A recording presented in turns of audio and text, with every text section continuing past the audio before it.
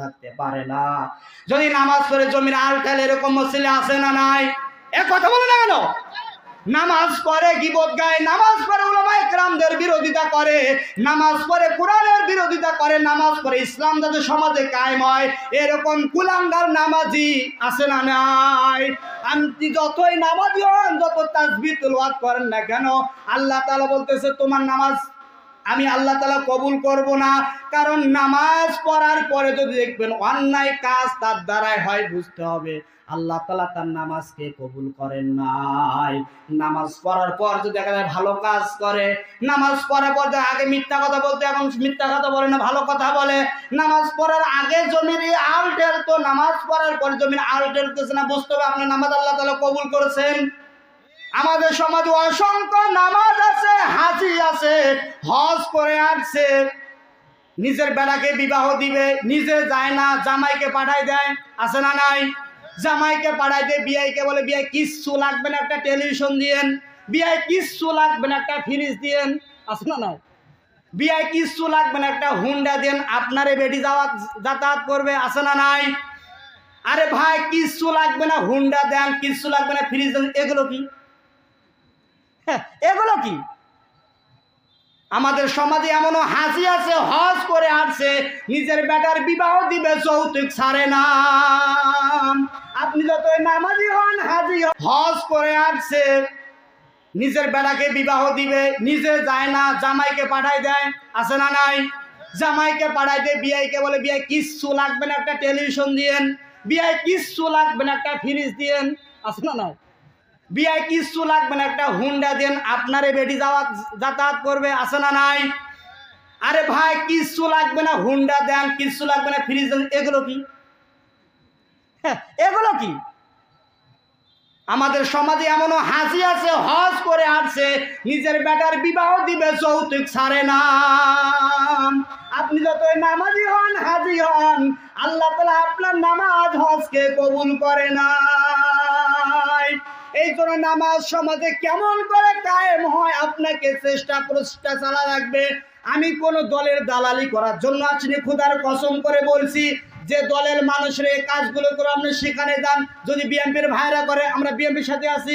আল্লাহ তাআলা বলতেছেন আমি আল্লাহর দুনিয়ার ময়দানে দিন কায়েম করা ফরজ, নামাজ পড়া যেমন ফরজ, রমজানের রোজা রাখা যেমন ফরজ, সম্পদ থাকলে টাকা থাকলে যেমন যাকাত দেওয়া ফরজ, হজ করা যেমন ফরজ, দুনিয়ার ময়দানে আনা হাকিমুদ্দিন দিন কায়েম করে ওই রকম ফরজ কাজ।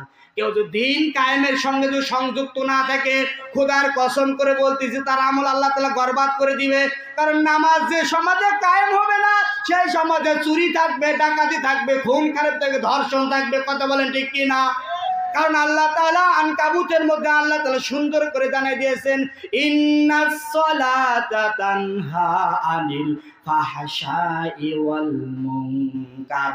আল্লাহ তাআলা বলতেছেন নিশ্চয়, ইন্না মানে নিশ্চয়, অবশ্যই, আবশ্যক। মানুষ যখন দুনিয়ার ময়দানে কসম কাটে, মানুষ যখন, আমরা শুনতে এসেছি কোরআন, বলেন তো কি? আওয়াজ দিতে হবে, শুনতে এসেছে কি? এটা কি কোনো মানুষের লিখিত কিতাব? কথা বলেন। এই কিতাবের মধ্যে কোনো ভুল, সন্দেহ, সংকোচ বিন্দু মাত্র আছে? যদি থাকে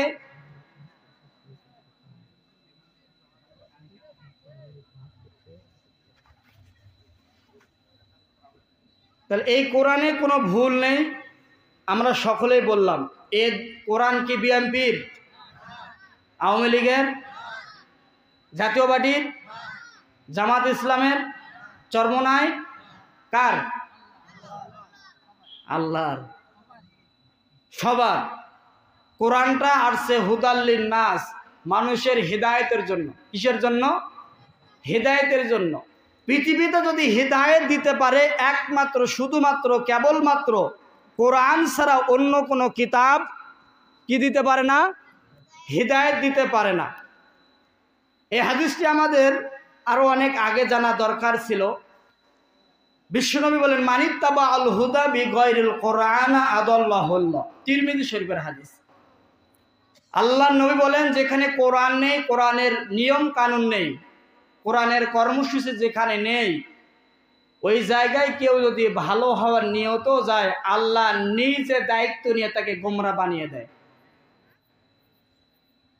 কথা কতটুকু জটিলতা, কঠিন কথা। আল্লাহ তাআলা বলেছেন যারা ওলামা ইকরাম আছে, আদাল্লাহুল্লাহ দিয়েছেন, আদাল্লা ইউদিল্লু বা ফাআল থেকে এসেছে, রুবায়ের কায়দা মুতাআদ্দি। এটা যদি নবীজি দল্লা শব্দ দিতেন, দল্লা ইয়াদিল্লু সুলাসি মুজারদের কায়দা, তাহলে বাংলা অর্থ আসতো আপনি নিজে নিজেকে পদভ্রষ্ট করে ফেলছেন।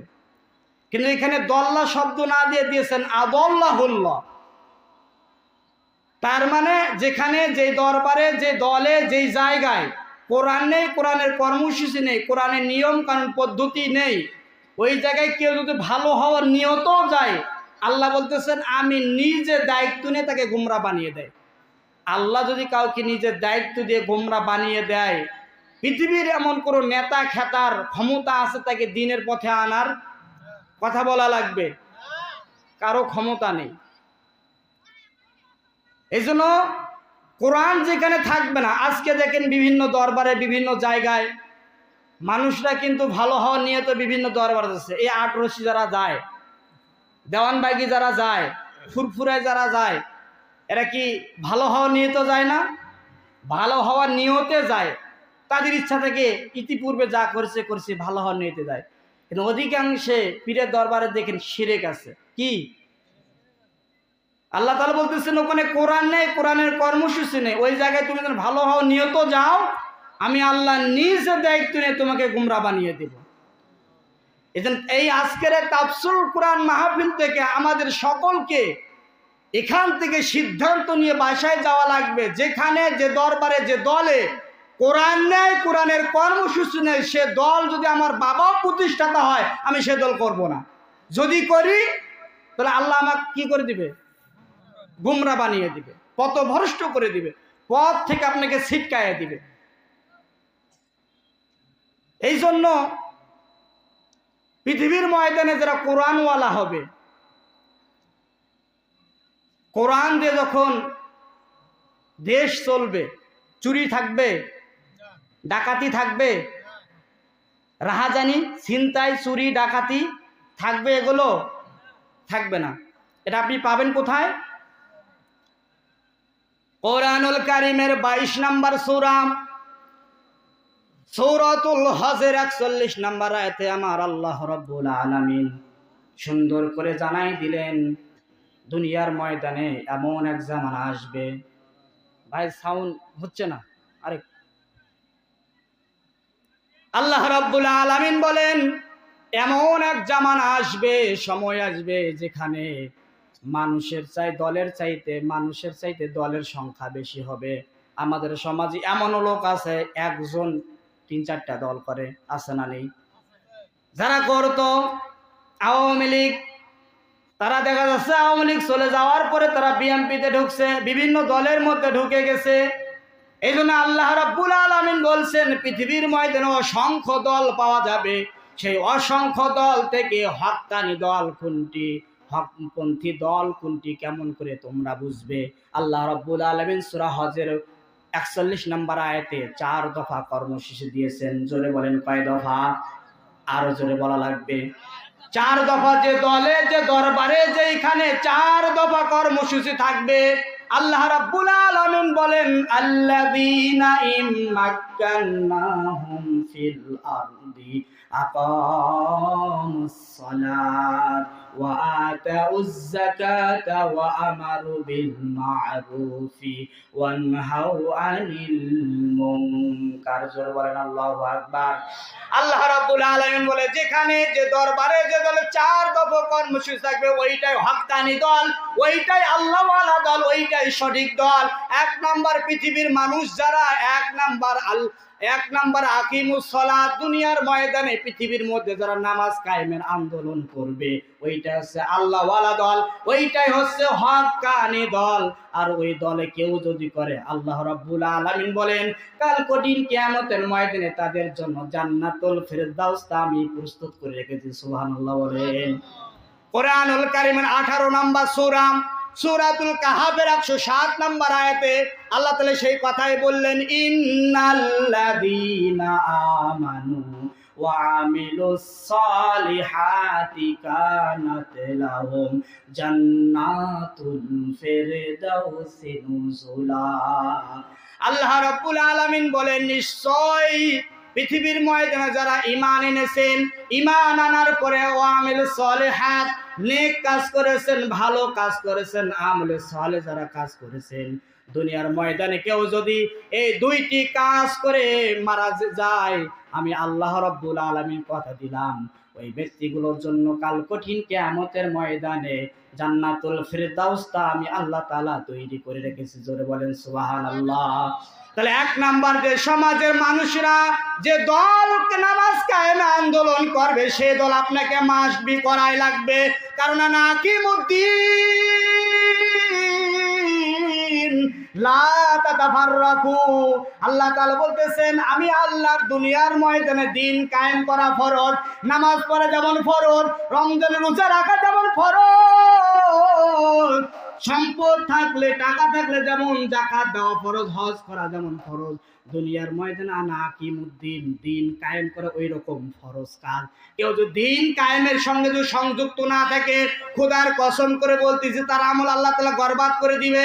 কারণ নামাজ যে সমাজে কায়েম হবে না, সেই সমাজে চুরি থাকবে, ডাকাতি থাকবে, খুন খারাপ থাকবে, ধর্ষণ থাকবে। কথা বলেন ঠিক কি না? কারণ আল্লাহ তাআলা আনকাবুতের মধ্যে আল্লাহ তাআলা সুন্দর করে জানিয়ে দিয়েছেন, ইন্নাস সালাতা তানহা আনিল ফাহশাই ওয়াল মুনকার। আল্লাহ তাআলা বলতেছেন নিশ্চয়, ইন্না মানে নিশ্চয়, অবশ্যই, আবশ্যক।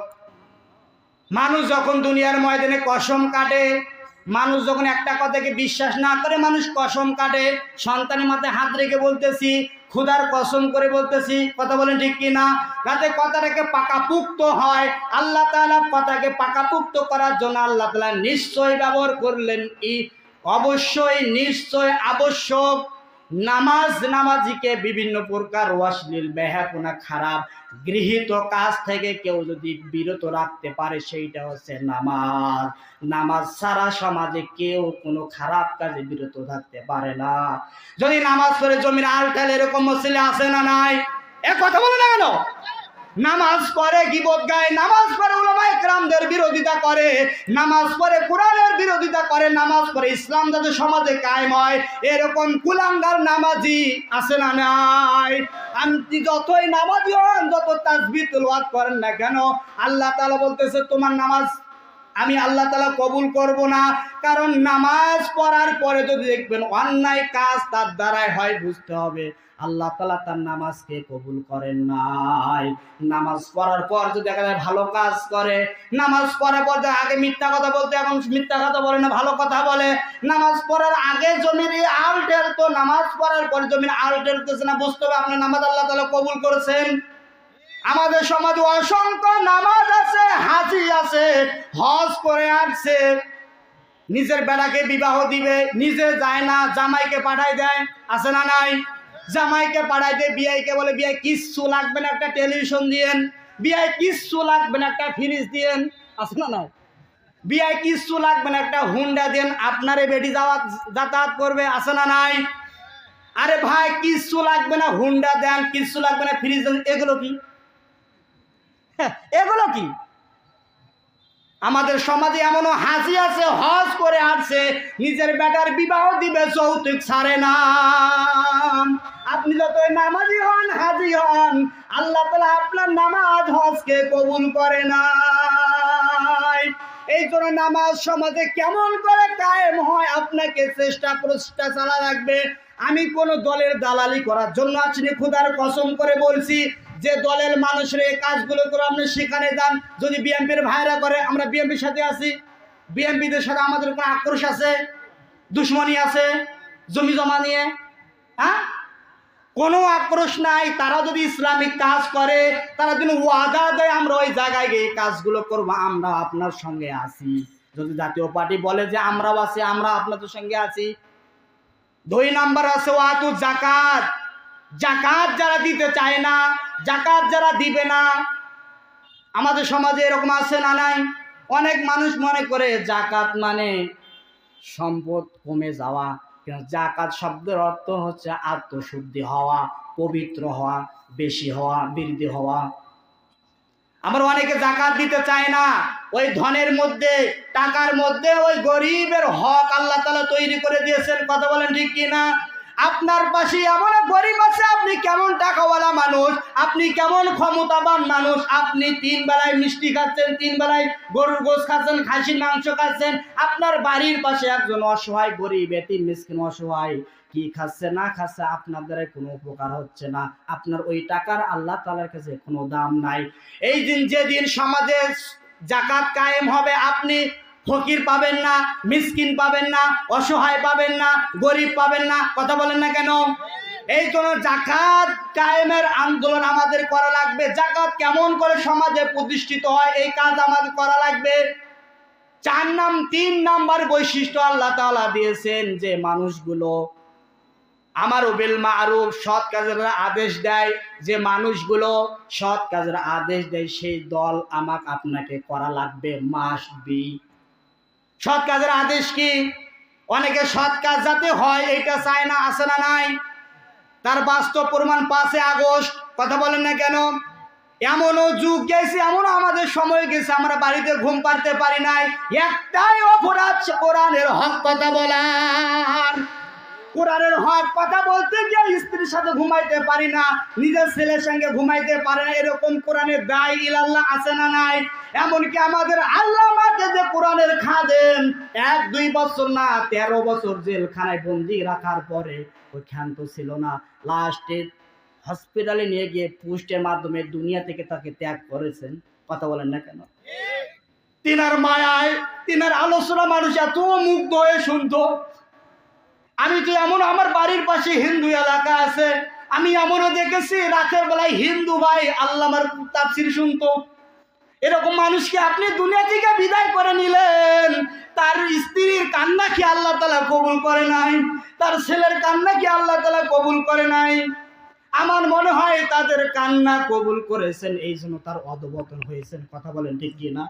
তিনি যদি কোরআনের পক্ষে থাকতে আমাদের কোনো আক্রোশ ছিল না, কারণ কোরআনটা আমরা আমাদের কোরআনের আয়না দিয়ে দেখতে পাচ্ছি আপনি জাহান্নামে যাচ্ছেন।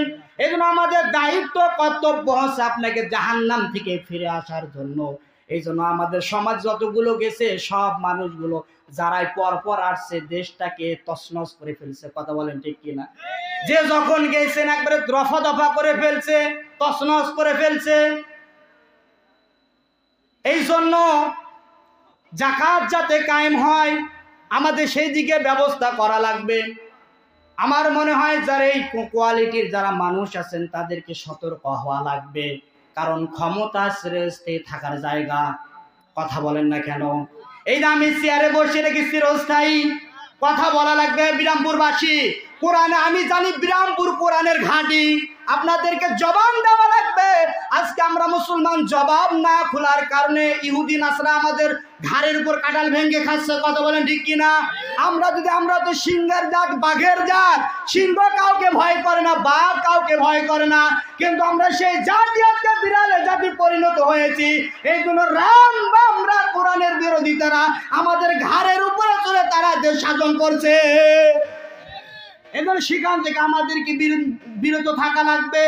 এই জন্য ক্ষমতার চিরস্থানায় চেয়ারও চিরস্থানে আমাকে কুমুরিরা কিছু সময় দিয়েছেন, আমার এটা এখান থেকে আমাকে নেমে যাওয়া লাগবে। কথা বলেন ঠিক কিনা? এই জন্য পর যারা সদের প্রত্যেককে মেনে নেওয়া লাগবে। চিরস্থায়ী জীবন থাকার জায়গা না, আর থাকবেও না। আল্লাহ তাআলা বলতেছেন দুনিয়ার কোনো চেয়ার স্থায়ী না, একটাই মাত্র চেয়ার স্থায়ী, সেটা হচ্ছে আমার আরশ।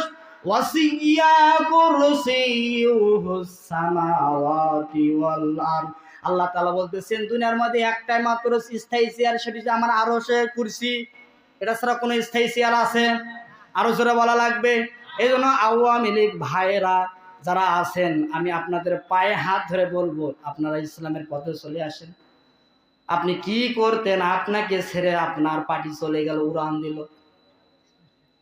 এই জন্য আও আমি জননী তুমি হারনি, বলবো?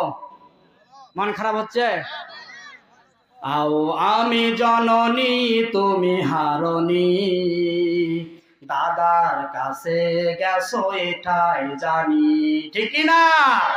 আও আমি জননী তুমি হারনি, দাদার কাছে গেছো এটাই জানি। দেশটাকে শুষে গেলে 16টি বছর, প্রকৃত দেশ প্রেমে পাইনি কদর, ঠিক না? দেশটাকে শুষে গেলে 16টি বছর, প্রকৃত দেশ প্রেমে পাইনি কদর। তুমি তো ছিলে শয়তানের নানি, তুমি তো ছিলে শয়তানের নানি, পালিয়ে গেছো মোরা এটাই জানি। উন্নয়নের নামে মূলা ধরিয়ে 100 কোটি টাকা নিয়ে গেলে পালিয়ে, ঠিক না? উন্নয়নের নামে মূলা ধরিয়ে 100 কোটি টাকা নিয়ে গেলে পালিয়ে। তুমি তো ছিলে সেরা সাত চুন্নি, তুমি তো ছিলে সেরা সাত চুন্নি, পালিয়ে গেছো মোরা এটাই জানি। ও গো সাদ হাসিনা তুমি হারনি, দাদার কাছে গেছো এটাই জানি। আলে মোলা মার দিয়েছো ফাঁসি, মুখে বলেছো দিন ভালোবাসি।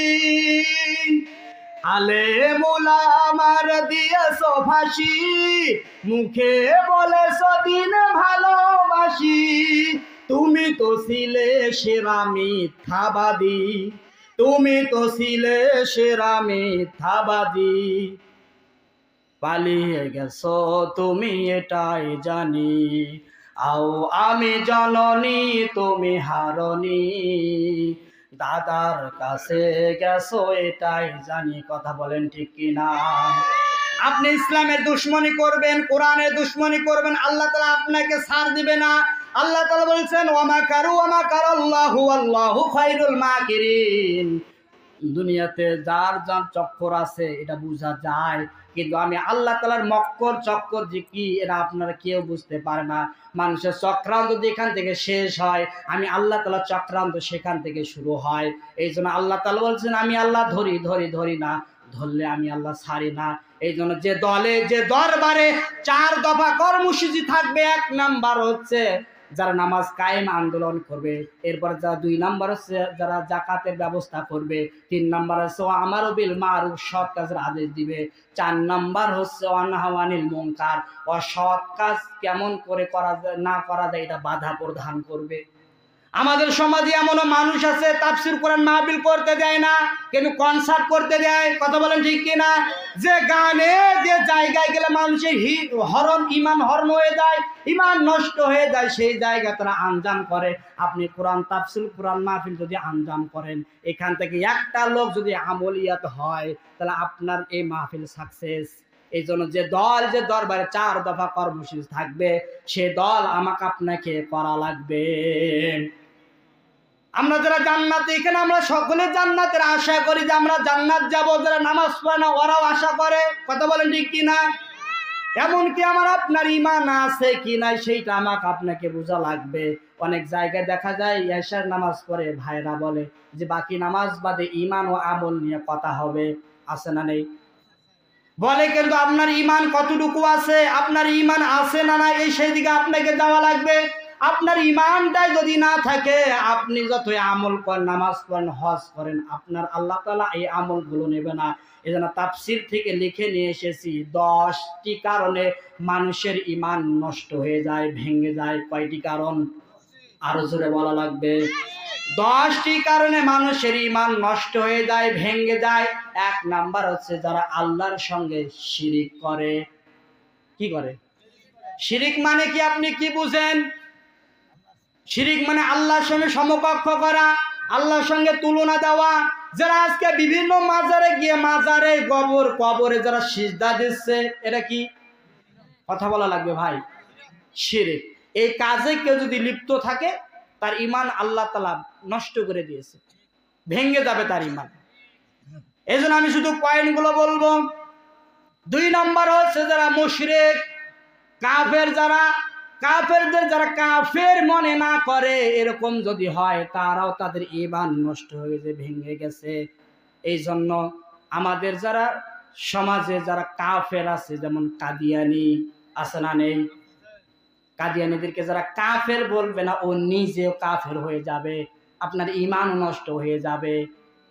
কারণ তারা মা কানা মুহাম্মাদুন আবা আহাদিন মির রিজালিকুম ওয়ালাকিন রাসূলুল্লাহি ওয়া খাতামান নাবিয়্যিন। খতামিন তিনটা অক্ষর সমন্বয়ে শব্দ একটা গঠিত হয়েছে। খতম মানে শেষ, খতম মানে, ভাই আওয়াজ এরকম হচ্ছে কেন? গলা তো টানি আনতেছে, আর একটু দেন। প্রথমে আওয়াজটা ভালো ছিল। এই জন্য যারা কাদিয়ানীদেরকে যারা কাফের বলবে না, ওরাও কি কাফের, এবং ঈমান তাদের নষ্ট হয়ে যাবে, ভেঙে যাবে। এই জন্য যারা মুশরিকদেরকে কাফের মনে না করে, আজকে বাংলাদেশে ইসকন নামে একটা দল বিভিন্ন ভাবে পায়তারা করতেছে কেমন করে মুসলমানদেরকে নষ্ট করা যায়। কথা বলেন ঠিক কিনা? আমাদের দাদা বাবুদেরকে যখন দেশ ছাড়া করেছেন, ওদের মাথা গরম হয়ে গেছে, এই শান্ত বাংলাদেশকে কেমন করে অশান্ত করা যায়, এই জন্য পায়তারা করতেছেন ইসকনের মাধ্যমে। এই ইসকনকে আপনি কি বুঝেন?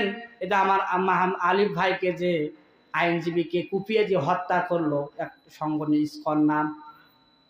এই ইসকনের ব্যাপারে আমি যতটুকু গবেষণা করে পেয়েছি, এই ইসকন কোন হিন্দুত্ববাদের বংশ হয়েছে, কিন্তু হিন্দুত্ব কোনো শিক্ষা বা কার্যালয়ে তিনি শিক্ষা গ্রহণ করে নাই। তিনি খ্রিস্টানের চার্চে লেখাপড়া করেছেন। তেনারা পায়তারা করতেছেন কেমন করে শান্ত বাংলাদেশকে স্থিতিশীল করা যায়, অশান্ত করা যায়। এমনকি এক কুলাঙ্গার মিঠুন চক্রবর্তী, এই ব্যাঠা এমন করে দিয়ে ফাটা কেষ্ট আমি করছি, মনে হয় যে দেশ ফাটিয়ে দিব। এই বেটা কুলাঙ্গার গতকালকে পোস্ট দেখলাম, তিনি বলছেন বাংলাদেশ দখল করতে নাকি একদিনের সময় লাগবে না। আরে বেটা, তুই বাংলাদেশে পা রেখে কথা বল। এ বাংলাদেশ 14 কোটি মুসলমানের দেশ, কথা বলেন ঠিক কিনা? মুসলমানদের 1 ফুটে রক্ত থাকতে বাংলাদেশ কোন রাম বামদের হাতে দেওয়া হবে না, কথা বলেন ঠিক কিনা? এই জন্য যাদেরকে যারা কাফের বলবেন, ওরা কাফের। 3 নাম্বার, যারা নবীজির আনিত দিন ব্যতীত অন্য কোনো জীবন ব্যবস্থাকে উত্তম মনে করে নেয়। কি করে নেয়? উত্তম মনে করে নেয়। নবীজির আনিত আদর্শ জীবন বিধান, যে আল্লাহ তাআলা রাসূল সাল্লাল্লাহু আলাইহি ওয়াসাল্লাম যে বিধান বিষয়গুলো নিয়ে এসেছেন, যে বিধানগুলো নিয়ে এসেছেন, এগুলোকে মানুষ উত্তম মনে করে না, ভালো মনে করে না। কথা বলেন ঠিক কিনা? সময় খুবই কম। আমার শ্রদ্ধা ভাই, বড় ভাই আসছে, কথা আমি বাড়াবো না, শুধু 10টা পয়েন্ট আমি বলে ইনশাল্লাহ শেষ করব। 4 নম্বর হচ্ছে দ্বীন ইসলামের কোনো বিষয় নিয়ে বিদ্বেষ পোষণ করা, রাগ করা। আল্লাহ তাআলা যে বিদ্বেষ দিয়েছেন, যে আইনগুলো দিয়েছেন, যে কানুনগুলো দিয়েছেন, এইগুলো নিয়ে যারা কি বিদ্বেষ পোষণ করে, মন খারাপ করে, আছে না নেই? কথা বলেন। এরকম যারা আল্লাহ তাআলা বিধান দিয়েছেন, অসংখ্য আয়াত, যেমন হাত কাটা, এই কোরআনের আয়াত আছে না নেই? কথা বলা লাগবে। সুদ হারাম, ঘুষ হারাম, এগুলো আয়াত আছে না নেই? এইগুলোকে যারা মনে করে না, আরো বিদ্বেষ পোষণ করে, সন্দেহ মনে করে, আল্লাহ তাআলা বলছেন তার ঈমান নষ্ট হয়ে গেছে, ভেঙে গেছে।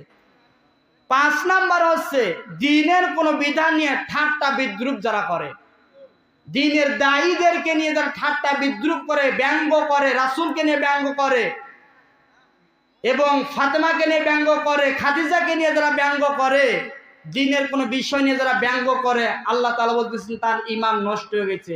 ব্যাখ্যা দিতে পারতেছেন মুসলমান, শুধু পয়েন্টগুলো আপনারা মাথায় ধরে রাখেন। এরপরে 6 নাম্বার হচ্ছে নিফাক, মনের মধ্যে যারা দুমুখী অবলম্বন করে, নেহি ইদার নহি ওদার, দারমিয়ান বা সাদার বাদার, মানে এদিকেও থাকে ওদিকেও থাকে, আছে না নেই? যেদিকে পানি সেদিকে ছাতা। আবার অনেকে মনে করে যে জীবন বাঁচা ফরজ। জীবন বাঁচা কি ফরজ, এরকম বলে না? এটা আদৌ এই বাক্যটা সঠিক? হ্যাঁ, নিজের জান চলে যাবে তবু হক এবং সঠিক কথা বলা লাগবে, কথা বলেন ঠিক কিনা? এরপরে 7 নাম্বার, মুসলিমদের বিরুদ্ধে মুশরিকদের যারা সমর্থন করে, মুসলিমদেরকে ধ্বংস করার জন্য, বিধ্বংস করার জন্য, ইসলামকে ধ্বংস করার জন্য যারা পায়তারা করে, পরিকল্পনা করে, এদেরকে যারা সাহায্য সহযোগিতা করে, এদের ঈমান নষ্ট হয়ে যায়, ভেঙে যায়। কারণ মান তাশাব্বাহা ফাহুয়া মিনহু কও। আল্লাহ তাআলা বলেন কিয়ামতের ময়দানে যার সাথে যার মহব্বত ভালোবাসা থাকবে, কঠিন কিয়ামতের মধ্যে তার সাথে তার হিসাব নিকাশ হবে, বিচার হবে। আপনার দুনিয়ার মধ্যে যদি বেনামাজির সঙ্গে চলাফেরা থাকে, ভালোবাসা থাকে, তাহলে আপনি যদি চান যে আমি নামাজির সঙ্গে যাব, তাহলে কাম হবে? হবে না। এরপরে 8 নাম্বার হচ্ছে কাউকে দিন শরীয়তের ঊর্ধ্বে মনে করা। কি করা? দিন শরীয়তের ঊর্ধ্বে মনে করা। আজকে আমরা দিন শরীয়তের ঊর্ধ্বে মনে করি অন্যকে, এই জন্য টঙ্গীর ময়দানে মারামারি। কথা বলেন ঠিক কিনা? কেন মারামারি হবে কেন? তারাও দিন প্রচার করে, অন্যজনও দিন প্রচার করে, আপনারা মিলেমিশে কাজ করেন, দিনের কাজ করেন, ভালো কথা। কিন্তু ডাঙ্গামা হাঙ্গামা, এখান থেকে মুসলিম সাধারণ মানুষ কি ধারণা নেবে? তারা মনে করে ইসলাম মানে এরকমই মারামারি কাটাকাটি, ঠিক কিনা? এই জন্য আপনি কেমন করে করবেন, দিন প্রচার করে কেমন করে দিবেন, সেটা আল্লাহ তাআলা কোরআনে দিয়েছেন। আপনি দিন কেমন করে প্রচার করবেন, কেমন করে দিনের কাজ করবেন, কোরআনুল কারীমের 5 নাম্বার সূরা সূরাতুল মাইদার 67 নাম্বার আয়াতে আল্লাহ রাব্বুল আলামিন সুন্দর করে নোট করে জানাই দিলেন, ইয়া আইয়ুহার রাসূল বাল্লিগ মা উনজিলা ইলাইকা মির রাব্বিক। ইয়া আইয়ুহার রাসূল, হে রাসূল। আমি গোটা কোরআন পড়ে দেখেছি আল্লাহ তাআলা যেখানে নবীকে ডাক দিয়েছেন সেখানে সম্মান দিয়ে ডাক দিয়েছেন, কিন্তু দিন প্রচার করার ক্ষেত্রে আল্লাহ তাআলা ধমকসূচক শব্দ ব্যবহার করেছেন, হে রাসূল। তাফসীর ইবনে কাসির লিখেছে, একটা মোটা টান দিয়ে নিচে একটা চিহ্ন ফোঁটা দিয়েছেন, তার মানে ধমক সূচন দিয়েছেন, হে রাসূল আপনি তাবলীগ করেন। কি করেন? আরো জোরে বলা লাগবে। তাবলীগ করেন। তো তাবলীগ করা কি ফরজ? তাবলীগ করা কি ফরজ? কারণ আল্লাহ তাআলার আয়াত, ইয়া আইয়ুহার রাসূল বাল্লিগ, আপনি তাবলীগ করেন। মানে আল্লাহ তাআলা এর পরে বলতেছেন আপনি কি দিয়ে তাবলীগ করবেন? মানুষের কোনো লিখিত কিতাব দিয়ে? কথা বলেন না কেন? মানুষের কোনো লিখিত বই দিয়ে? মানুষের কোনো নিয়ম কানুন দিয়ে? আল্লাহ তাআলা বলতেছেন মা উনজিলা মুসলের শিক্ষা দিয়েছেন আল্লাহর পক্ষ থেকে আপনার প্রতি যেইটা নাজিল করা হয়েছে সেইটা দিয়ে আপনি প্রচার করেন, তাবলীগ করেন। প্রাণ প্রিয় বিরামপুরবাসী একটু বলেন তো, আল্লাহর পক্ষ থেকে নবীজির উপর যেটা নাজিল হয়েছে তার নাম কি? আরো জোরে বলা লাগবে। তাহলে আপনাকে তাবলীগ করা লাগবে কোরআন দিয়ে। কোরআন দিয়ে তাবলীগ যদি আপনি না করেন, মানুষের কোনো নিয়ম কানুন পদ্ধতি দিয়ে তাবলীগ করার কারণে টঙ্গীর ইসলামেতে মারামারি, আমার মনে যেটা গবেষণা করে পাচ্ছি যে ভাইগুলো মারা গেল, তার পরিবার আপনি কি জবাব দিবেন? আমার মনে এমনও পরিবার আছে, ও একাই রোজগার করে, একাই তার সংসারটা চালায়, তিনি জীবন গেল, তার পরিবারটা কে দেখবে? এই জন্য আপনি তাবলীগ করেন, দিন প্রচার করেন, কোনো আপত্তি নেই, কিন্তু আল্লাহর কিতাব দিয়ে আপনাকে তাবলীগ করা লাগবে। আর আল্লাহর কিতাব যদি আপনি তাবলীগ না করেন, আপনি মানুষের কোনো নিয়ম কানুন পদ্ধতি লিখিত বই দিয়ে যদি তাবলীগ করেন, 1 চিল্লা 10 চিল্লা কেন 1000 চিল্লা দিয়ে আসলো আপনি নাজাত পাবেন না। কারণ আপনি মানুষের কিতাব দিয়ে তাবলীগ করছেন, মানুষের কিতাব দিয়ে দাওয়াত দিচ্ছেন। 17 থেকে 17 বছর বয়সে আল্লাহ রাসূল সাল্লাল্লাহু আলাইহি ওয়াসাল্লাম একটা হিলফুল ফুজুল সংগঠন করেছিলেন। যারা ইসলামী ইতিহাস পড়ে তাদেরকে জিজ্ঞেস করেন, হিলফুল ফুজুল মানে শান্তি সংঘ, শান্তির জন্য যে দল কাজ করে তাকে বলে হিলফুল ফুজুল। 17 থেকে 40 বছর বয়সে 23 বছর নিজের মেধা দিয়ে কেমন করে সমাজের শান্তি স্থাপন করা যায়, কেমন করে চুরি বন্ধ করা যায়, ডাকাতি বন্ধ করা যায়, এটা নিয়ে পায়তারা করলেন। কিন্তু 17 থেকে 23 বছর, 17 থেকে 40, এই 23 বছর তিনি চুরি ডাকাতি বন্ধ করতে পারে নাই। তবে যখন 40 বছর বয়স, যখন কোরআন নাজিল হলেন, কোরআন যখন পাহাড়ে উঠে যখন বললেন না আজ থেকে আর মানুষের কোনো নিয়ম কারণ পদ্ধতি দিয়ে দেশ চলবে না, শাসন চলবে না, সমাজ চলবে না, কোরআন চলবে, দেশ চলবে আল্লাহর কোরআন দিয়ে। তখন যারা বড় চোর ছিল, যারা রাস্তার মধ্যে যারা পাথরের বদলে খোয়া দেয়, কুলের মধ্যে যারা রটের বদলে বাল ঢুকে যায়, যারা এতিমের সম্পদ আত্মসাৎ করে খায়, এই মানুষগুলো যখন নবীদের উপর চড়াও হয়ে গেলেন, এমনকি ইনডাইরেক্টের কথা বাদ দিলাম, ডাইরেক্ট কোরআনে 82 বার আসছে তাকে হত্যা করার জন্য। আপনিও নবীওয়ালা কাজ করেন, দিনের কাজ করেন, আপনার কোনো বাধা আসে না, কোনো বিপত্তি আসে না। নবীওয়ালা কাজ করেছেন, নবীওয়ালা কাজ করতে গিয়ে তাকে 82 বার হত্যা করার চক্রান্ত করেছে কাফেররা। কেন? এই কোরআনটা যখন বললেন জাযাআম বিমা কাসাবা নাকালাম মিনাল্লাহ, যারা চুরি করবে তাদের হাত কেটে দেওয়া লাগবে। এইটাই হলো তার দুনিয়ার শাস্তি, আখিরাতের শাস্তি আছে। এই জন্য আমি শেষ পয়েন্ট বলে যাচ্ছি, 9 নাম্বার হচ্ছে আল্লাহর মনোনীত ইসলামকে যারা উত্তম মনে না করে। 10 নাম্বার জাদু করা এবং জাদু করাকে যারা বিশ্বাস করে। কি করে? যারা জাদু করে এবং জাদু করাকে যারা বিশ্বাস করে, এরা যারা হবে, এই 10টি কারণ বা বৈশিষ্ট্য যার মধ্যে থাকবে, আল্লাহ রাসূল সাল্লাল্লাহু আলাইহি ওয়াসাল্লাম তার ঈমান ভেঙে গেছে, নষ্ট হয়ে গেছে। ওই ব্যক্তি যতই ভালো কাজ করুক, আমলওয়ালা কাজ করুক, আল্লাহ তাআলা তার কোনো